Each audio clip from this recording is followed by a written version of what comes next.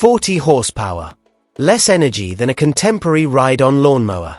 With over 21 million units produced across 4 continents, this same automobile with this exact little engine would go on to outsell, outlive, and humiliate machines with 3 times its power, becoming the best-selling single-platform car in automotive history. Despite Detroit's larger expenditures, engines, and egos, none of it seemed to matter. By the time this film ends, you will understand exactly how a car that was created inside a dictatorship, rescued by an enemy soldier, and sold to a skeptical America using nothing but stark honesty ended up startling the entire auto industry while utilizing less electricity than your kitchen blender drawers during a storm. The floating automobile narrative you're about to hear is the kind of detail that will make you stop scrolling and just stare at the screen. So stick with me. Most people skim over this portion. The majority of people were unaware that this car was never intended to be used by typical families. Before a single civilian model ever left the assembly line, Adolf Hitler ordered the Wolfsburg factory built to produce Ferdinand Porsche's people's car, which was affordable for working households, easy to fix at home with a basic toolbox on a Sunday afternoon, and durable enough for rough, unpaved roads. That new factory never produced the people's car for which it was intended since war came out nearly soon. Rather, it manufactured military gear for years, and by the time the conflict was over, the building itself had been bombed out, was only partially intact, had a roof missing in some areas, and was dismissed by nearly everyone who saw it. Imagine standing in the ruins in 1945, staring at a destroyed factory floor with boots crunching over twisted steel and broken glass, and concluding that this thing still has a future. In that situation, very few people would have trusted you. Ivan Hurst, an officer in the British Army, did just that. After being tasked with inspecting the ruins, Hurst persuaded reluctant military authorities to resume production. Initially, he built useful small cars for the British occupying forces before gradually expanding sales to common civilians who had nothing left over from the war but needed a way to relocate their families. Knowing this makes it impossible to forget. One occupying soldier, in a nation he had just assisted in defeating, refused to allow the car that would eventually define a whole generation of free-spirited American counterculture to perish. As part of war reparations, Britain was even offered the entire plant for free. Surprisingly, British officials rejected the offer, believing the peculiar small automobile had no commercial future at all. That one choice is now regarded as one of the most costly errors in automotive history, and every time you see one of these vehicles now, you are witnessing the evidence of their error. However, this is the point at which the engineering itself becomes truly bizarre, in a good way. The engine was air-cooled, without a radiator or coolant lines, and it was located in the rear of the vehicle rather than the front. This was not a way to save money. Because there was no coolant to freeze and no radiator to shatter, it was a purposeful choice that made the car almost impossible to brake in the winter. Additionally, because the engine's weight was squarely above the rear wheels, it provided much superior grip in mud and snow. This meant a car that began every morning for families in chilly post-war Europe, whereas more sophisticated machines wouldn't turn over at all. One chilly morning at a time, this car's reputation was built on its dependability. Here's a detail that truly surprises people, and if you've been paying attention, it's the one I promised you at the beginning. This vehicle could be able to float. Not in a symbolic sense.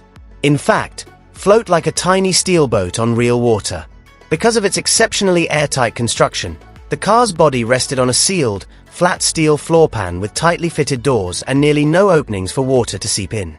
As a result, the car could float on water for several minutes, sometimes nearly 30 minutes, before water eventually found its way in and it slowly sank beneath the surface.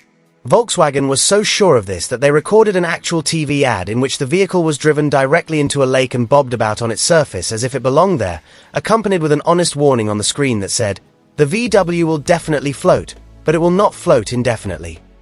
In an attempt to refute the entire assertion, a suspicious television journalist drove his own automobile directly into a Wisconsin creek, expecting it to sink instantly. To his visible surprise, the car floated just in front of him, gently bobbing while he sat there in disbelief. Consider this for a moment. A low-cost, modest, 40-horsepower economy automobile designed for families on a tight budget but was unintentionally so well-engineered that its owners actually used it to traverse flooded highways in an emergency. Decades later, it's still one of the most talked-about, astounding party tricks in automotive history. The kind of thing that gets even non-car enthusiasts lean in and ask, "Wait, it did what?" Few automobiles in history can make that claim. This is the point at which the narrative shifts from engineering to pure psychology, as it represents one of the most audacious business choices of the 20th century. Large, chrome-covered, fin-tailed behemoths designed to flaunt riches and prestige dominated American highways when this vehicle first appeared. It should have been business suicide to sell a little, strange-looking item with a German history during the war. Rather, the advertising firm that was contracted to promote it did something that very few others dared to do. They were honest.